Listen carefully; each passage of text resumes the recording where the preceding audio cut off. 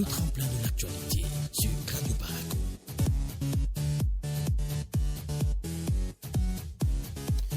Bonjour à tous, mesdames et messieurs, plaisir de vous savoir aussi nombreux à l'écoute de Radio Paraco 102.5. Nous émettons depuis le quartier La Différente ici à Paraco dans le 2e arrondissement. Bienvenue sur votre matinale Nasuba. Bon réveil si vous venez de vous joindre à nous. Et n'oubliez pas, tout à l'heure à 7h25, le sujet grand format. Nous parlons des troubles de la vue chez l'enfant. Quelles sont donc les conséquences et quels sont les bons comportements, les actions qu'il faut mener donc pour arrêter. Vous aurez donc l'acte 2 du grand format, un reportage exclusif signé Aziz Alagui du desk Santé.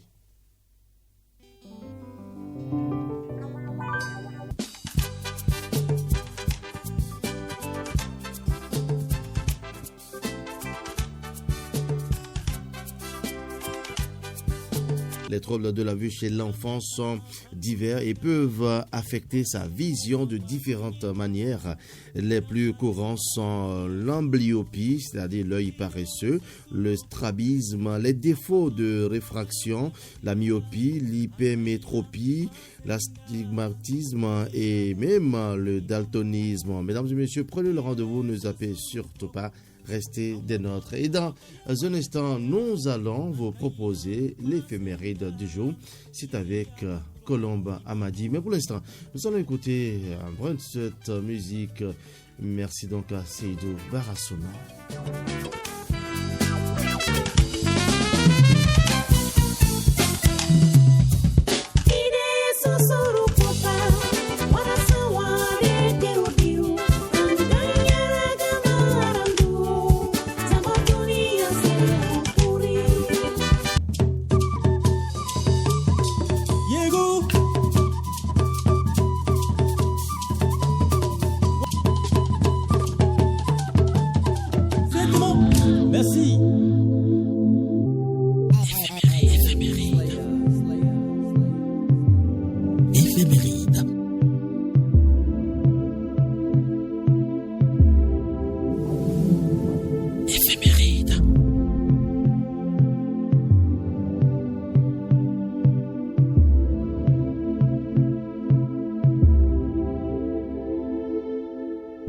Aujourd'hui, 4 juin, c'est le 155e jour de l'année.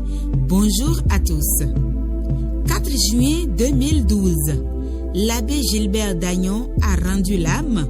C'est un homme d'église, parolier et compositeur béninois. 4 juin 1999, Émile Poisson est décédé. C'est un homme politique béninois. 1995, Jojo le comédien, à l'état civil, Kwamaho Nondroas est né. C'est un humoriste et vidéaste influent d'Afrique d'origine béninoise. Il est notamment connu pour ses vidéos drôles sur les réseaux sociaux.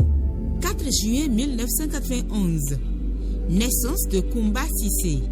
C'est une joueuse de handball évoluant au poste d'arrière droite. Ainsi se referme éphéméride du 4 juin. Madame, Monsieur, portez-vous bien et à demain. Plaise à Dieu.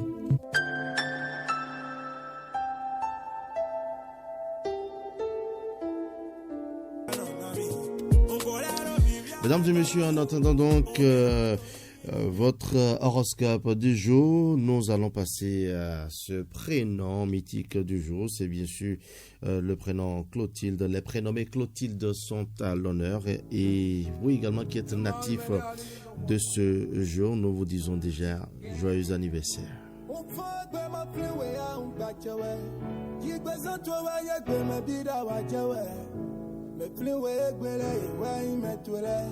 On est tous contents pour toi. Yeah. La famille présente pour toi. Yeah. Après Yanadou, après Kade. Yeah. Joyeux anniversaire. Joyeux anniversaire. Joyeux anniversaire. Noé. Joyeux anniversaire.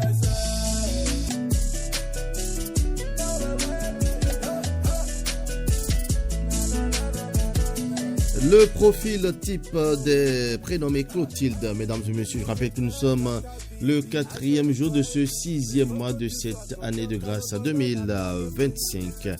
Clotilde est d'une sincérité désarmante. Elle n'hésite pas à dire ce qu'elle pense, mais ne cherche jamais à blesser qui que ce soit. Elle est optimiste, à l'esprit ouvert et fait tout pour communiquer sa bonne humeur. Elle reste discrète sur ses petits tracas et déteste aborder les sujets graves ou sombres. Elle est indépendante, c'est s'occuper d'elle-même et suit la route qu'elle s'est tracée. Si elle a un objectif en tête, elle fera tout pour l'atteindre. Mesdames et messieurs, elle sait rebondir et tirer profit de ses échecs. Les obstacles ne la découragent guère. Elle a confiance en elle sans jamais être prétentieuse. Elle aime découvrir les paysages, expérimenter de nouvelles choses, relever des défis. Clotilde, oui, a en revanche des difficultés à se plier aux règles, principalement à celle de la ponctualité. Elle ne se soumet que très difficilement à l'autorité qu'elle juge souvent abusive ou ridicule. Mais elle est bien dans sa tête et elle sait bien dans sa tête qu'il faut donc respecter le supérieur. Son âme est profondément gentille, mais cela ne la rend ni naïve ni lassiste. Elle attend beaucoup de ses amis et aura tendance à remettre les points sur les i si elle le juge nécessaire. Mesdames et messieurs, Clotilde et les hommes à présent, si on vous prénomme Clotilde, ou si vous êtes amoureux d'une Clotilde, on va dire, vous êtes donc prévenu de ceci. Clotilde n'est pas attirée par un profil d'homme en particulier.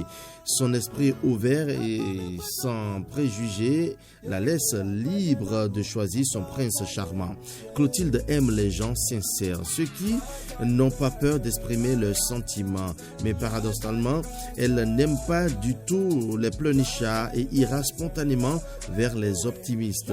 Elle attend d'un homme l'ouverture d'esprit et tolérance. Elle veut pouvoir du moins échanger sans retenue avec son amoureux et connaître tout de lui, même si elle a besoin d'aimer et d'être en couple. Mesdames et messieurs, Clotilde préfère être seule que mal accompagnée. Elle ne trahit jamais ses convictions et même si elle souhaite une vie de famille épanouie, elle est attachée à sa carrière et à sa réussite. Son amoureux devra accepter son indépendance et ses ambitions professionnelles s'il veut la garder auprès de lui.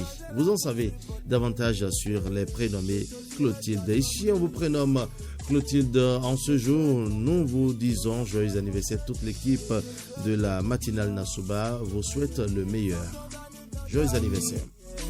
C'était donc, mesdames et messieurs, prénom du jour, les prénommés Clotilde à l'honneur. Voici à présent, mesdames et messieurs, les astres qui nous dévoilent la journée, comment elle va se passer.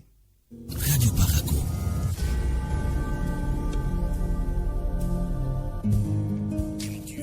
Horoscope. Horoscope. Horoscope. Horoscope. Dorcas Tito Tchaledi. Mesdames et messieurs, fidèles auditeurs de Radio Paraco, bonjour et merci de rester fidèles à nos programmes. Démarrons déjà cette randonnée sans plus tarder avec le premier signe du feu. Amis Bélier, aujourd'hui vous verrez la vie en rose et votre capitale sympathie vous attirera de nouveaux contacts. Alors, sachez profiter de ces bons moments pour faire tourner les situations en votre faveur et vous distraire en agréable compagnie. Que du positif. Taureau, avec la nouvelle lune, c'est le moment d'entamer un nouveau cycle d'expansion. Vous pourrez aller de l'avant, mais veillez à ne pas imposer votre autorité, en particulier au sein de la famille. Amis Gémeaux, vous faites dans la diplomatie et la douceur pour faire passer vos idées, assumer vos responsabilités et avancer dans le sens de la marche. Cette positive attitude vous permet d'atteindre vos objectifs et de gagner en popularité.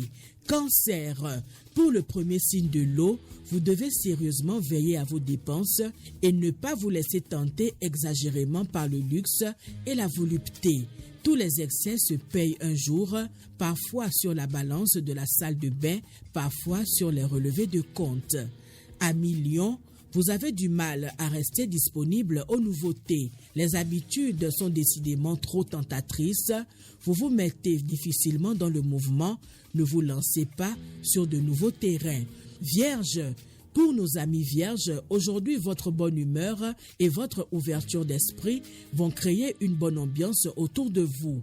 Votre entourage vous fera des confidences plus facilement et, de votre côté, vous oserez dialoguer à cœur ouvert.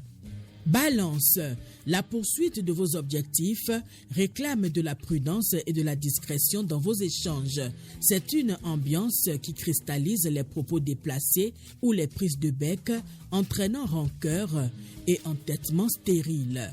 Scorpion, il y a des réglages, des harmonisations à mettre au point. Vos projets trouveront une meilleure base. L'ambition que vous avez vous pousse à explorer des voies nouvelles. La patience est votre atout de base. Sagittaire, vous consacrez à déguster de ce que la vie vous offre est facilité aujourd'hui. Vous continuez positivement sur votre lancée pour approfondir vos liens relationnels. C'est une très bonne journée pour aller au-devant des autres. Capricorne, au lieu de vous défouler sur vos proches, vous ferez mieux de vous offrir une halte tendresse où vous ne vous occuperiez que de vous. Lâchez votre agenda 1 minute et arrêtez de chronométrer frénétiquement le temps qui passe. Verseau, le moment est venu de dire ce que vous ressentez, de déclarer votre amour et de faire part de vos désirs. En effet, les bons aspects du moment vous permettent de faire évoluer vos relations en vous montrant plus ouvert aux discussions et plus apte à vous exprimer. Poisson, pour finir, vous poursuivez vos objectifs avec vivacité. Personne ne pourra vous faire changer d'avis aujourd'hui. Vous avez bien raison, car d'une part, vous voyez juste et d'autre part, vous savez réellement ce que vous voulez. Alors, poursuivez sur votre lancée. Et c'est avec nos amis poissons que nous mettons un terme à votre rubrique.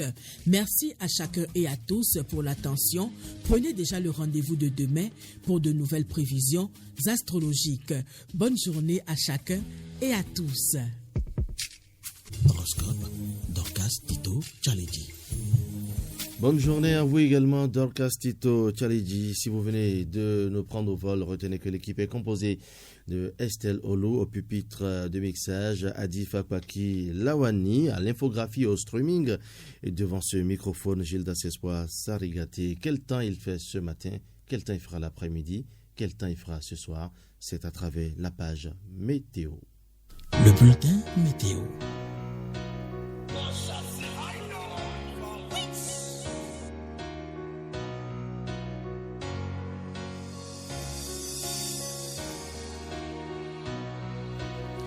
Et nous démarrons par le département de la Donga. Bonjour Kopargo. Aujourd'hui donc à Kopargo, le ciel restera très chargé. Les températures évolueront entre 22 et 29 degrés Celsius. La fiabilité de la situation sera bonne le matin. Ce matin déjà il fait 22 degrés Celsius. Vous le sentez déjà, vous le ressentez donc, chers amis auditeurs de Kopargo. Ciel très nuageux avec de courtes éclaircies sans précipitation. Cet après-midi il fera plus 7, 29 degrés Celsius. De nombreux nuages mais aussi quelques belles éclaircies sans précipitation. Ce soir, il fera donc moins 4, 25 degrés Celsius, beau temps, peu nuageux, devenant variable sans précipitation. Et puis, cette nuit, il fera moins 2, donc 23 degrés Celsius à Kopargo, éclaircies, mais formation brumeuse possible sans précipitation.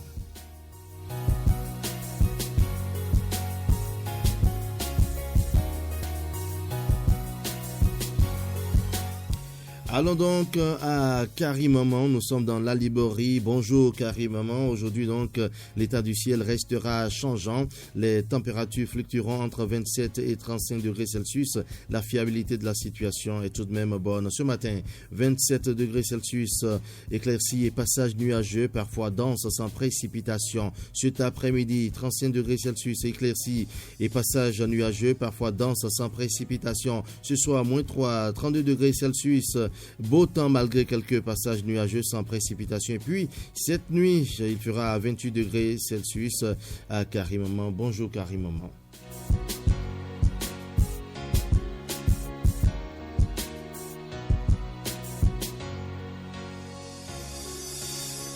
On revient dans le département du Borgo pour terminer. Nous sommes à Parako. Bonjour Zazira, bonjour Okedama, bonjour Amaouyon, bonjour Guira. Mesdames et messieurs, quel temps il fait ce matin à Parako? Déjà 23 degrés Celsius ce matin. Aujourd'hui à Parako, attention aux visibilités réduites en début de journée. Les températures évolueront entre 23 et 29 degrés Celsius. La fiabilité de la situation tout de même est bonne.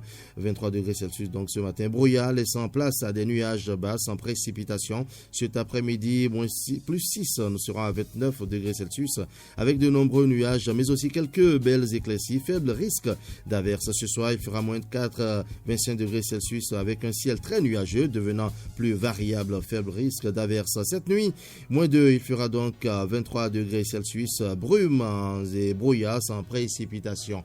Mesdames et messieurs, c'était donc votre page météo. À présent, les subtilités de la langue française. Prosper Fidéon, Laurent Agosso. Les subtilités du français. Prosper Fidéon, Laurent Agosso. Les subtilités du français, c'est autour d'un mot, la locution et la prononciation du jour. Les subtilités du français pour vous aider dans le maniement de la langue française. Salut amis. Amis, salut. Les subtilités du français.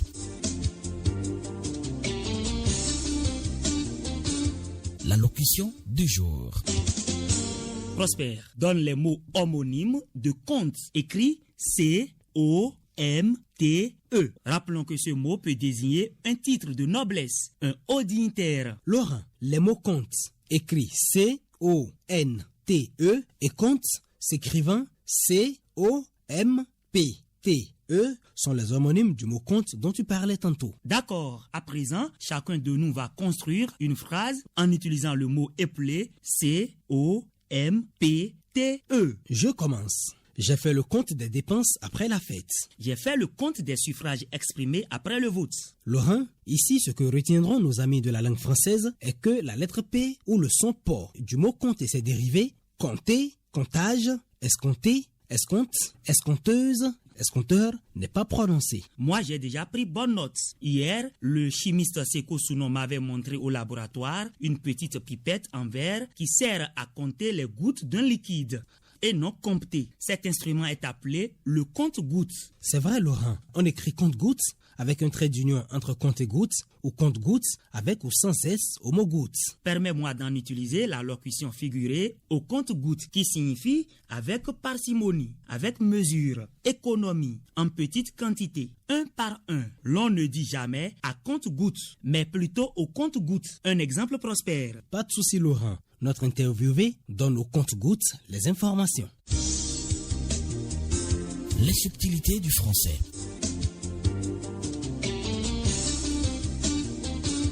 Laurent, le bonus du jour, s'il te plaît. Oui, Prosper, monter en haut, descendre en bas. Ce sont des expressions erronées. Que doit-on dire alors, Laurent? Il faut simplement dire monte. On ne fera plus de précision et dire en haut. Et par rapport à descendre? Descend. Ou il faut descendre. Toutefois, il faut insérer un adverbe pour préciser le degré de montée ou de la descente en disant monte plus haut, descend plus bas, monte plus haut, descend plus bas. Merci Olfide. Au plaisir, Laurent. Les subtilités du français. Prosper Fidéon, Laurent Agosso. Les subtilités du français, c'est autour d'un... Merci donc à Laurent Agosso, merci à Prosper Fidéon. Mesdames et messieurs, nous allons souffler en musique et on revient pour le sujet grand format. Alors da mono tani ya wena la jaki yeba Diro tani te kole wa bionu ye Fire ya kuya wena gona wetu he Che wata le tena we ma fonu ni Rokwero kwa kwa tena dia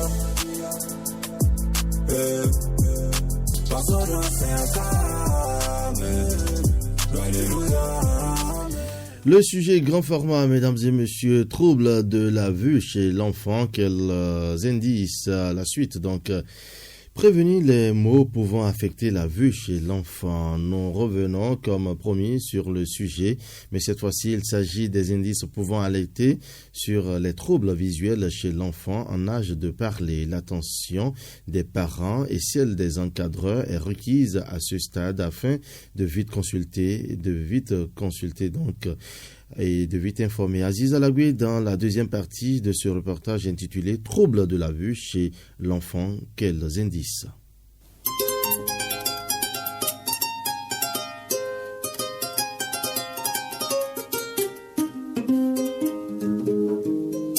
Tout part d'abord de l'écoute attentive de l'enfant quant à ses plaintes en lien avec la vue ou le voisinage des yeux. Dr Machoudou Lafia, médecin ophtalmologiste à l'hôpital de zone de Kandi. Un enfant, par exemple, qui signale qu'il ne voit pas bien, il faut prendre ça au sérieux. Ou c'est un enfant qui signale des maux de tête en période d'activité scolaire. Ces maux de tête, c'est pendant la rentrée scolaire. Certains parents ont tendance à dire que c'est la paresse, toi tu ne veux pas étudier. Ces enfants doivent prendre ces plaintes-là au sérieux et les amener pour qu'on puisse évaluer et voir ce qui ne va pas. Certaines réactions des enfants scolarisés peuvent faciliter la détection précoce de troubles visuels. Une attention particulière des encadreurs est requise afin de rendre compte aux parents des constats suivants. Des enfants qui préfèrent s'asseoir au niveau des tables et bancs de devant à l'école. Si le reste derrière, il ne voit pas bien. Donc cette classe, ça prouve que cet enfant a des troubles visuels. Ou bien c'est un enfant qui chaque fois ne finit jamais de recopier ses leçons. Donc ça, c'est des signes qui doivent amener à dire attention, cet enfant doit avoir des troubles visuels. C'est des enfants qui foncent la mine pour pouvoir voir de loin. Avant de regarder de très loin, ils foncent la mine pour pouvoir regarder de loin. Ou c'est un enfant qui va rapprocher les objets des yeux pour pouvoir les voir. Il va rapprocher son cahier pour pouvoir mieux lire. Ces trucs doivent alerter les parents. Ou carrément, c'est un enfant qui n'arrive pas à écrire sur les lignes. Prévenir les malaises visuels chez l'enfant interpelle sur certaines prédispositions, souvent même dès les premiers jours de la vie du sujet, suggère Dr Machoudou Lafia. La consultation systématique peut permettre précocement d'éviter ou carrément de prévenir les complications de ces choses. C'est-à-dire, dès que l'enfant naît, on fait une consultation. Ça permet de faire le bilan global sur le plan oculaire pour voir ce qui va et ce qui ne va pas. Ce qui ne va pas, on va corriger. Et cet enfant va voir comme toute autre personne. Si c'est à prévenir, ça permet de prévenir. Comme on le dit, l'adage le dit, il vaut mieux prévenir. Prévenir peut guérir le guérir. Toute négligence de la santé visuelle de l'enfant peut engendrer des situations défavorables à l'avenir. L'ophtalmologiste de l'hôpital de zone de Kandi explique. Le système visuel, surtout chez les enfants, est en développement. Donc le cerveau va intégrer l'anomalie et dès que le cerveau va intégrer l'anomalie, après, même si on corrige, ça ne pourra pas améliorer quelque chose, surtout chez les enfants de bas âge. C'est ça vraiment l'inconvénient. D'où l'importance de consulter très tôt dès la naissance et de faire des consultations régulières. Outre ces observations comportementales, le suivi de l'alimentation de l'enfant en croissance est très primordial pour la formation d'un système visuel performant et résistant. Docteur Machoudou Lafia soutient ce qui suit. Oui, c'est très très important. Parce que très souvent, surtout, nous avons des sociétés, des familles où on interdit certains aliments aux enfants. Exactement. Donc, c'est vraiment pas une bonne habitude d'interdire certains aliments aux enfants. Surtout les aliments riches en vitamines, notamment la vitamine A, qui rentre dans le processus de la vision. Et également les aliments riches en protéines également, tels que les fruits comme les papayes, les mangues, l'orange, tout ça là, les carottes. C'est très très important. L'œuf, l'huile rouge, le lait, le poisson. Dans certaines sociétés, on va dire non, l'enfant ne mange pas les œufs. Or, cet enfant a besoin d'un bon développement visuel. Donc, c'est très très important. L'autre volet des troubles visuels, les écrans et autres appareils électroniques qui s'invitent volontiers dans la vie de l'enfant. Est-ce sans incidence? Est-ce sans incidence? À cette interrogation, le spécialiste de la vue conseille un usage très limité de ces outils par les enfants. Avis donc aux parents.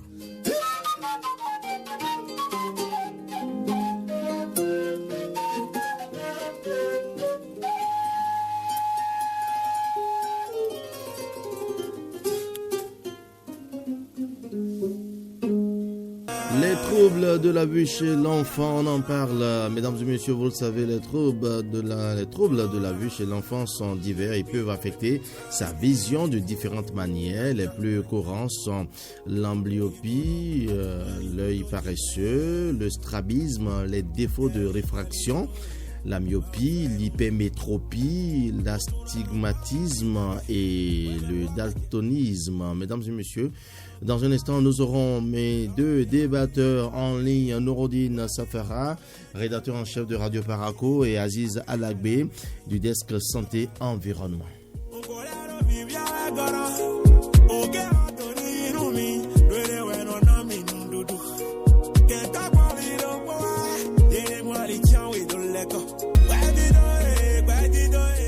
Déjà, il faut retenir, mesdames et messieurs, que lorsque nous parlons d'amblyopie, c'est-à-dire l'œil paresseux, ce trouble survient lorsque le cerveau utilise principalement un seul œil, entraînant une baisse de la vision dans l'œil le moins utilisé. Le strabisme, il s'agit d'un défaut d'alignement des yeux qui peut entraîner une vision trouble et ou une difficulté à appréhender la profondeur. Et lorsqu'on parle de défaut de réfraction, ces troubles concernent la manière dont la lumière est focalisée sur la rétine. Et quand on parle de la myopie, l'œil est trop long, ce qui entraîne une mauvaise vision de loin. L'hypermétropie, l'œil est trop court, ce qui entraîne une mauvaise vision de près. Et puis l'astigmatisme, la courbure de la cornée est irrégulière, ce qui entraîne une vision floue ou déformée. Le daltonisme, mesdames et messieurs, il s'agit d'une difficulté à distinguer certaines couleurs, souvent le rouge et le vert. Et lorsqu'on parle de nystagmusme, c'est un mouvement saccadé et involontaire des yeux, et également le ptosis, paupières qui ne s'ouvrent pas complètement. Autant de symptômes et de signes à surveiller, et on en parle avec mes invités. Je vous reviens dans un instant.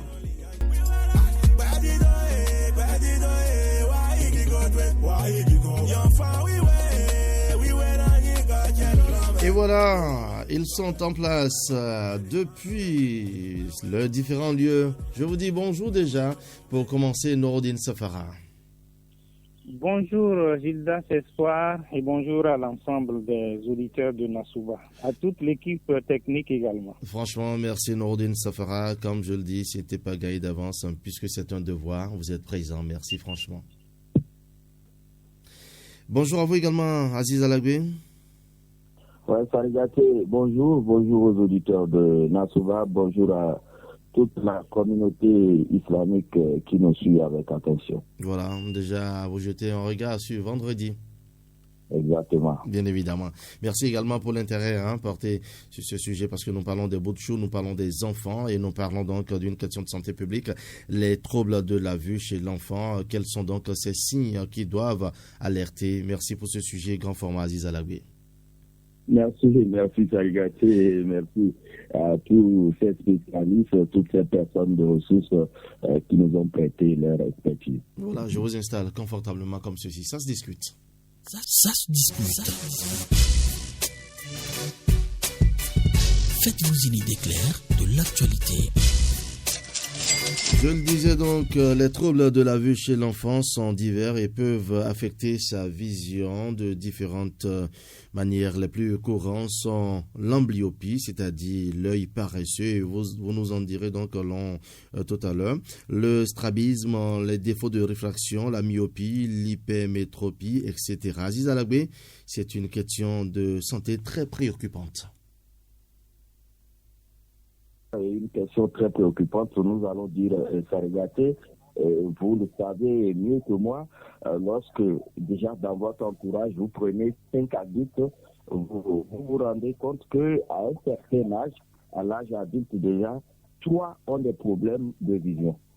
L'acuité visuelle, soit le strabisme, soit la presbytie ou ceci ou cela.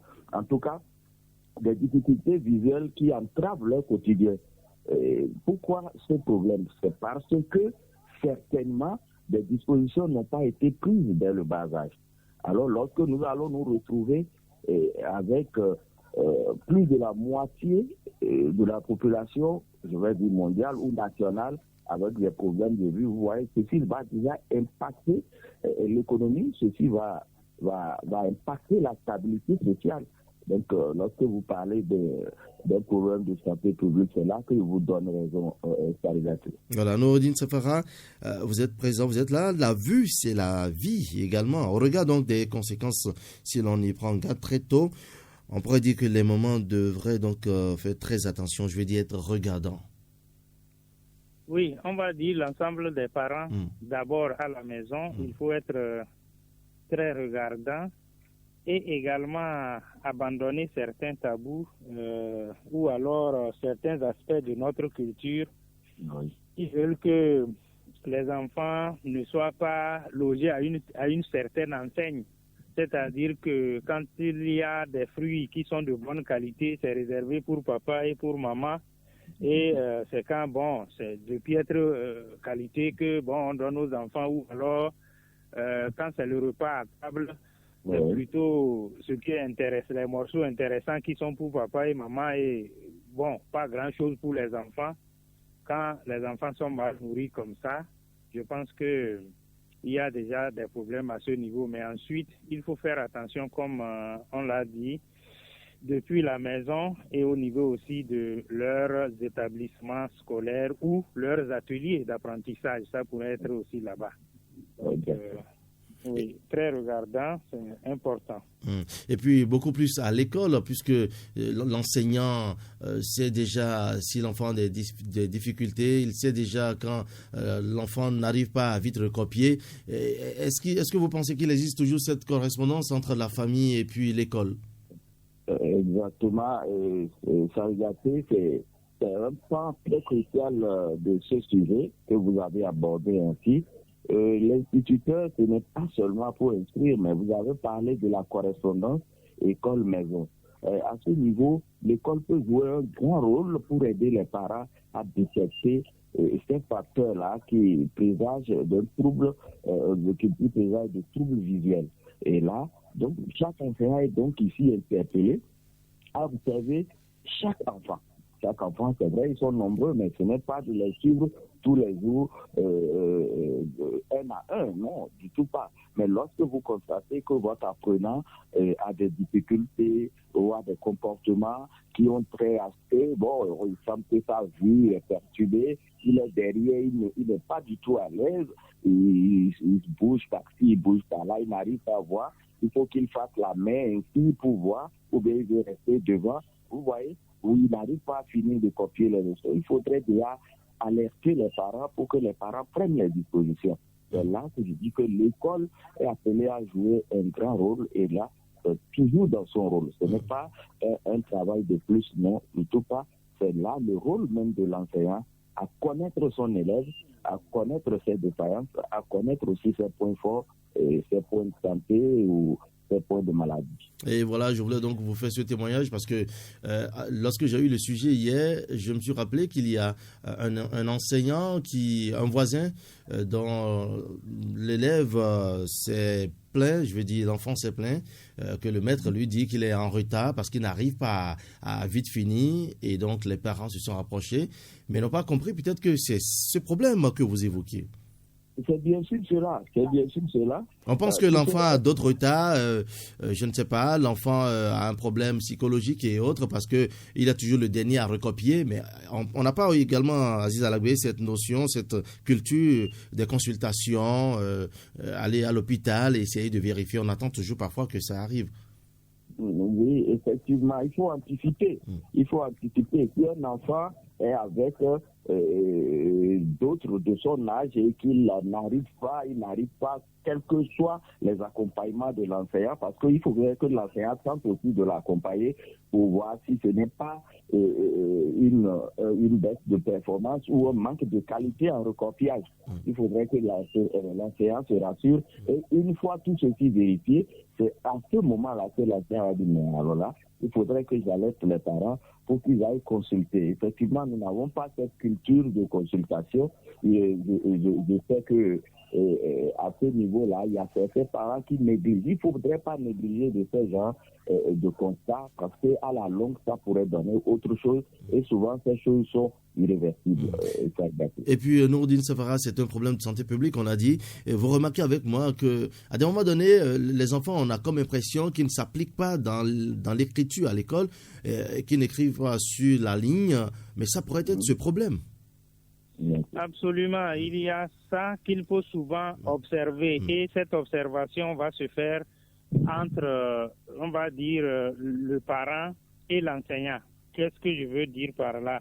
C'est-à-dire qu'au moins une fois ou 2 fois dans l'année, il doit avoir ce qu'on appelle un entretien entre le papa et l'enseignant, ou la maman et l'enseignant, en tout cas l'un des parents et l'enseignant, pour que déjà l'enseignant soit, on va dire, l'enseignant soit rassuré que les parents suivent l'enfant et ensuite que l'enseignant ait une certaine sécurité et une certaine assurance au moment d'aborder l'enfant et de suivre l'enfant, parce qu'il y a beaucoup de choses comme ça que l'enseignant peut détecter et informer les parents, parce que les parents, quoi qu'on dise, ne sont pas plus avec l'enfant, ne passent pas beaucoup de temps avec l'enfant par rapport à l'enseignant qui est en journée tout au moins de 8h à midi, de midi à 17h30.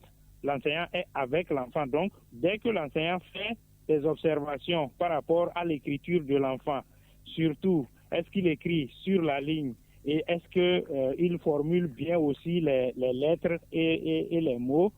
Si ce n'est pas bien fait comme ça au niveau de l'écriture de l'enfant, ça peut être déjà un signe. Et quand il y a cette communication entre les parents et l'enseignant, ça permet à l'enseignant de vite donner l'alerte et les parents aussi rapidement prennent en charge l'enfant. C'est ce qui doit se passer au moins 2 fois là. Il faut que les parents aient le temps d'aller échanger avec les enseignants. Ça peut être aussi d'autres problèmes que l'enseignant peut détecter et ça va permettre aux parents rapidement de corriger. Et puis l'autre chose également, que dire cette fois-ci, puisque nous parlons du milieu urbain, on a généralisé certes, mais en milieu rural, ça va être un peu plus difficile à cerner. Non, pourquoi? Oui, parce que simplement, vous voyez un peu, le parent ici, en ville, il a peut-être rapidement on va dire, il a peut-être cette habitude d'aller en consultation et tout, mais vous savez, en milieu rural, beaucoup de choses peuvent échapper aux parents ou carrément aux enseignants. Et il y a lieu donc de sensibiliser. Je suis d'accord, mais pas exactement cela. Et Sargaté, il faut reconnaître que aujourd'hui, si nous prenons le cas du Bénin, il n'y a plus cette zone où il n'y a pas d'école. L'école peut être à une certaine distance, que nous allons estimer une longue distance, mais il y a d'écoles un peu partout et les enseignants qui ne sont pas nécessairement du milieu. Donc ces enseignants peuvent avoir ces aptitudes. Et au niveau de chaque village, nous avons un centre de santé tout au moins. C'est vrai que... Aziz Alagoué, disons les choses. On a un centre de santé, mais il y a des spécialistes lorsqu'on parle d'acuité visuelle, Aziz Alagoué. C'est là que je voudrais en venir, Sarigaté. Il n'y a pas d'ophtalmologiste au niveau de chaque centre de santé, mais le médecin ou l'infirmière qui est là peut orienter déjà. Orienter, il faut aller en ville. Il faut peut-être aller encore à quelques kilomètres. Oui, c'est une question de santé. La santé n'a pas de prix, Sarigaté. Donc là, lorsque l'infirmier ou l'infirmière est consulté, elle va dire, ici, il semble que, mais vous devrez aller en ville pour voir un spécialiste. Là, les parents doivent se déplacer ou doivent déplacer l'enfant vers les centres urbains ou vers les centres où il y a le spécialiste. Donc ici, c'est une question de santé. Et vous savez, ne badinons pas avec la vie des enfants. Ne jouons pas avec la vie des enfants parce que c'est en ce moment que le système oculaire est en formation. Le nerf optique n'est pas encore solide, les muscles optiques ne sont pas encore solides, ils sont en formation et en exercice. Lorsque nous allons négliger cet aspect-là, cet enfant-là ne va même pas aller à un âge très adolescent de commencer par avoir des difficultés. Alors qu'au niveau de l'œil, ce n'est pas qu'on va enterrer l'œil, enlever le nerf, non. Ce sont des organes, oui, ce sont des organes qui ne sont pas souvent remplaçables. Et c'est là la question, c'est là l'enjeu, j'allais dire.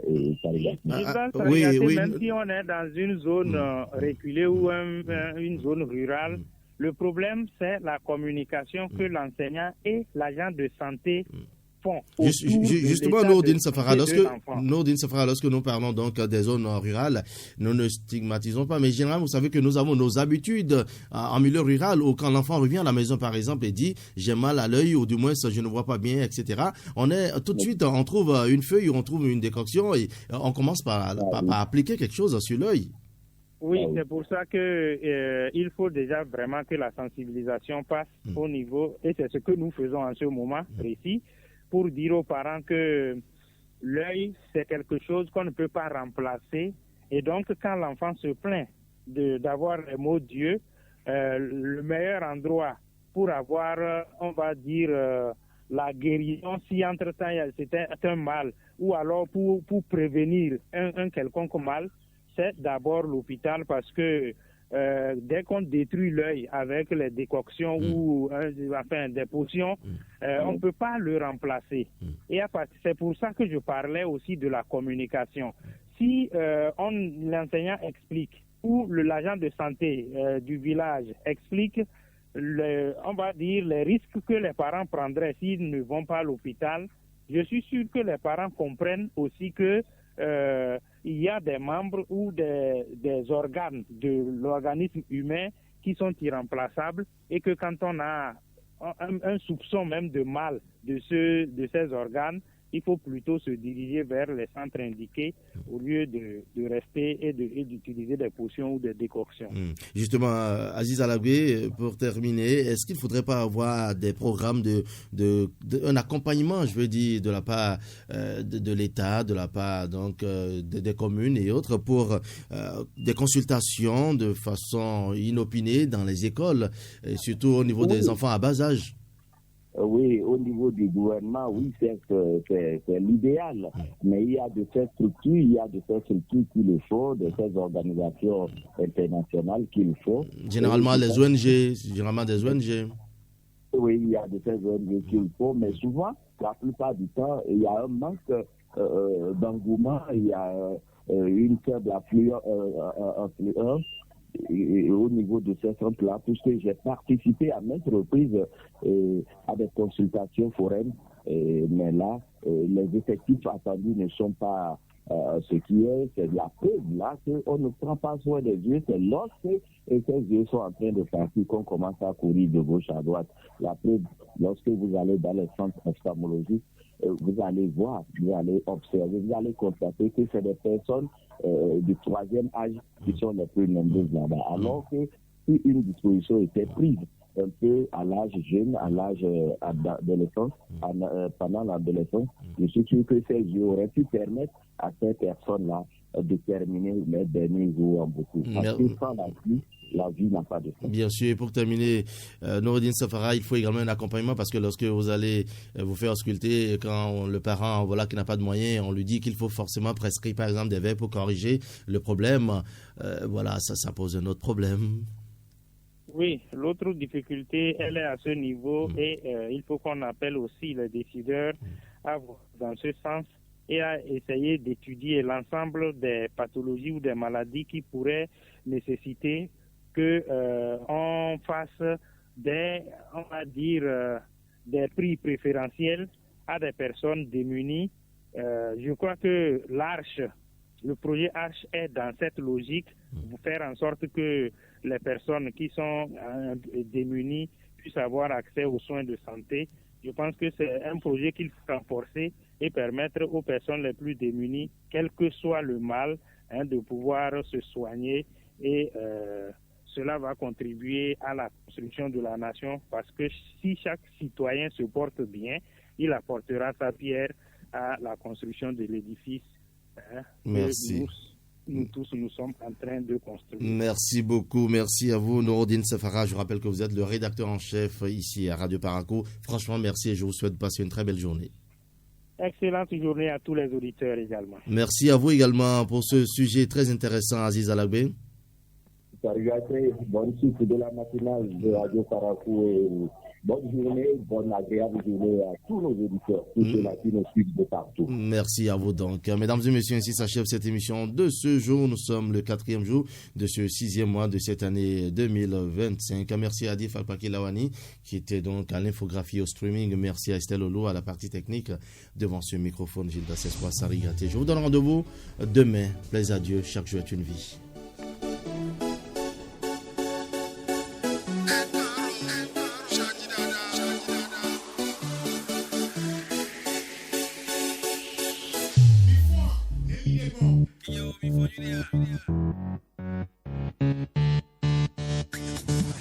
Nasuba, Nasuba, Nasuba. Bonjour, bonjour.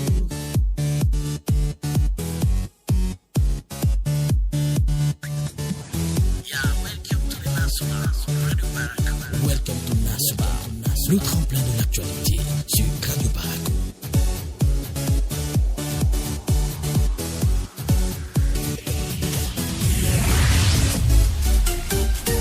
Merci d'écouter Radio Paraco.